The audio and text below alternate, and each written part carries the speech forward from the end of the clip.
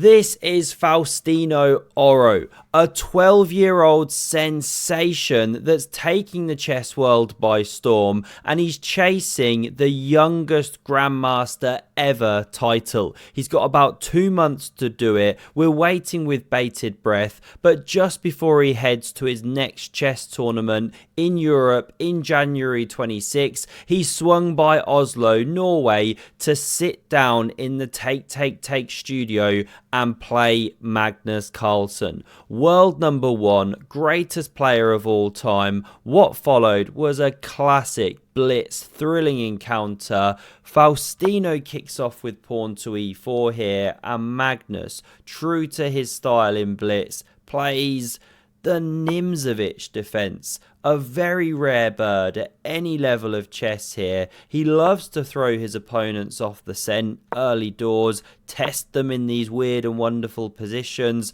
Faustino takes the center of the board, Magnus develops, and pawn defended. A wonderful horse box on the board, nay, a four de horse. We love to see it. G6 builds the banana hammock, and pawn h3.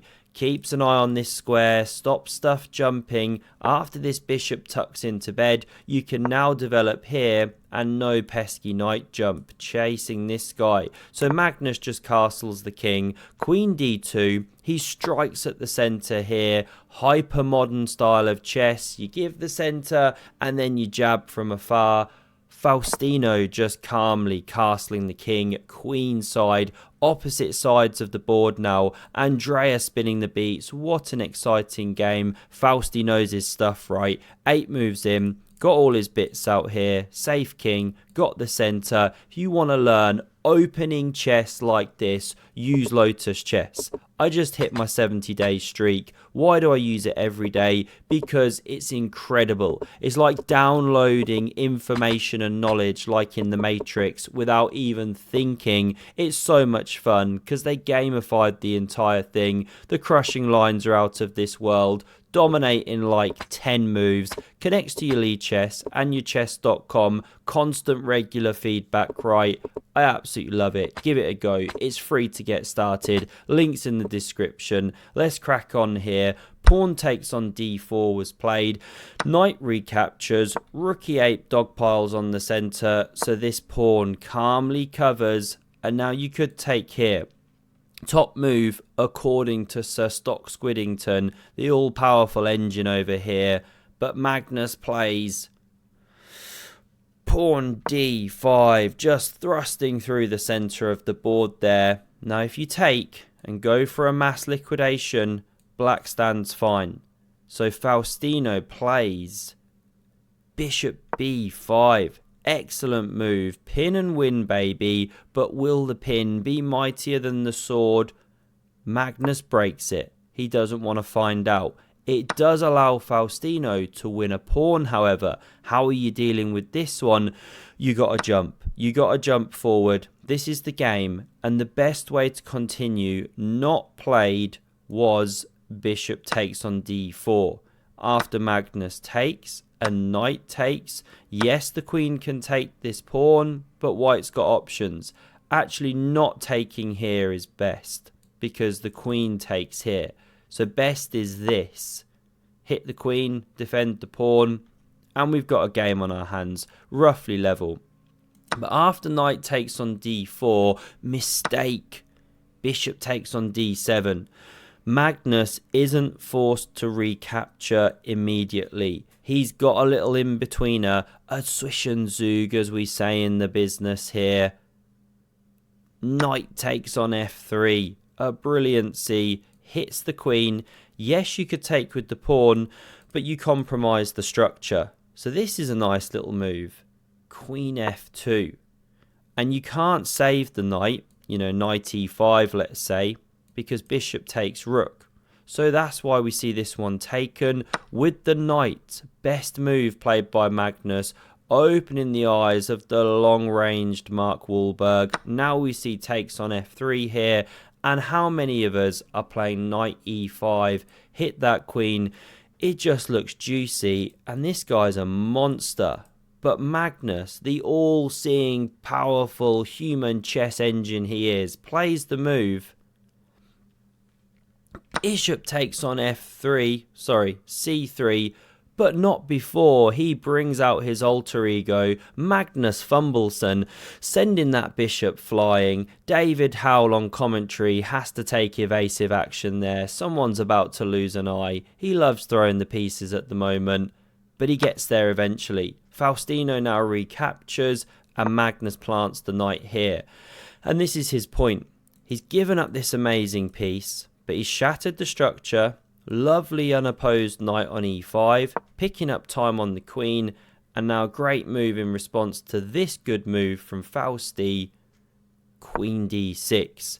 You defend the knight a little more, attack the king potentially, connect the rooks, blockade the pawn, multi-purpose. Rook hf1 brings the pressure down the half-open file. Magnus overprotects. Always play king b1. Keep Lord Hans Feingold happy. There he is, perpetually disgruntled. We love to see it. By the way, if you ever missed those original Uber Eats Hans Niemann interviews, you got to check them out one day. It's real chess gold. Numbing the pain with $1,000 of Uber Eats. We have been indulging in your entertainment here, Hans, and we're appreciative of getting to see a great chess game now. Thank you.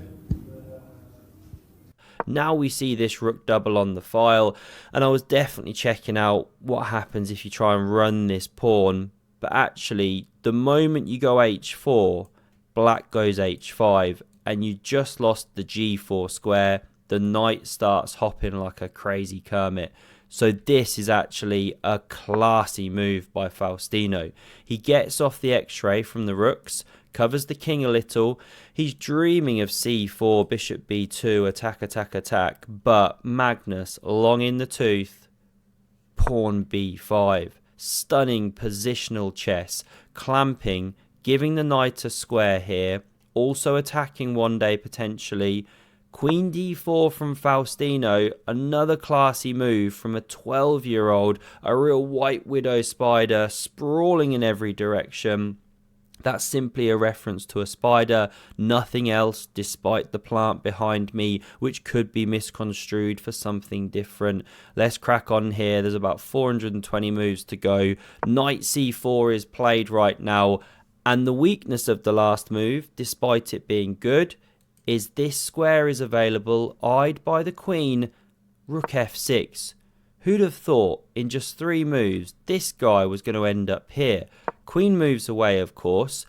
Why not take straight away with the queen? This wasn't played. We're entering the parallel universe. Well, these rooks can invade. Something like this, and then you can go after this pawn. We get a bit similar in the game. Let's rewind. After queen d7, this not played. Instead, rook a6. Beautiful geometry. Not many 12-year-olds are spotting this. Blockading the pawn, soon taking the pawn, activating the rook on the 7th. Now we see rook e4. Don't blunder your queen. No time to Botez gambit. Rook invading here, and best is actually taking that rook. But it feels so counterintuitive to activate the second one. But after queen d4, the problem is that Magnus takes, queen recaptures, and he's got this killer, not played, pawn b4 move. Because after pawn takes, there's queen b5. And you hit a rook, you hit a pawn, all sorts, right? White's getting ripped to shreds or losing material. You also open the b file. So that was a killer move. Magnus misses it. They're low on time. He whispers, "Do you even, Rookcliffe bro?" as he goes for this weakened pawn. It's a simple plan. It's a good plan. This pawn now drops. Magnus takes here. Queen's hit. Technically, queen f3 is best. We'll see why. Queen e2 was selected. Now the rook invades here. Awkward pin for this bishop. And you can't try and overload the queen. You know, rook takes, queen takes. Oh, I take your rook. No, doesn't work. Black takes with check first, then picks up your rook. So in the game, we saw queen f2 from Faustino. He's headed for f4, and that's why the queen was better on f3 earlier. you get to f4 in 2 moves, not 3 moves. This is the game. King g7 for Magnus. There were more powerful attacking moves, but he wants to do a bit of king safety. Queen hits the promised land here. Pawn's about to drop. Magnus offers the exchange of the ladies. Don't do it, Faustino. Don't do it. He takes them off the board. We know what this guy's like in the end game, especially the queenless end game. Some of his fans loving it. I mean, look at Derry there, down in Ireland with his wee Guinness. Love seeing Magnus just do a mop-up job deep into the game here. Takes with the pawn.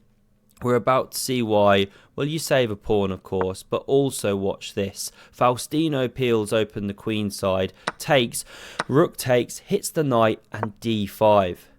I mean, it's just a beautiful perfection harmony. This is blitz chess, and bro's playing games that I could only dream of in classical. The knight dominates the pawns. The rook dominates the bishop. The king can't move. The single lone pawn supports the knight. The king's now got a 3-on-2 over here and free to go and run. I mean, who gets these positions from the Nimzovich defense? This is nuts. Rook going back to the 7th. Now we see g5. Here they come. It's Pawnageddon. Watch out, Fausti. You're playing an absolute beast. He's got 10 million eyes. He sees all. And these tempo moves are just killing. The rook's doing stuff, but just losing time all the while. Pawn's advancing. Magnus puts this one deep into the heart of the camp because he wants to go after the h3 pawn. Here we go. It now drops. All of these checks going absolutely nowhere. The king finally escapes its jail, but rook g3 goes for another pawn. Check. King d6. Rook f8 goes for the pawn. And after king e7, attacking the rook, defending the pawn, we saw resigns. Because where's the rook to go? Here, let's say. Magnus picks up another pawn. He's now 2 pawns ahead. And it's like being 3 pawns ahead, really. Because they're connected, they're running, they're powerful. This guy is an absolute loser. The game is done. No shame on Faustino, though. Great performance, especially handicapped by the massive round table that they were playing at. Poor guy could hardly reach the pieces. Hope you enjoyed this game. Do have a look at Lotus Chess. It's truly fantastic. And have a look at the video on screen in case you missed a game that really in 10,000 lifetimes we will hardly see such chess like that again. Thanks a lot. Cheers.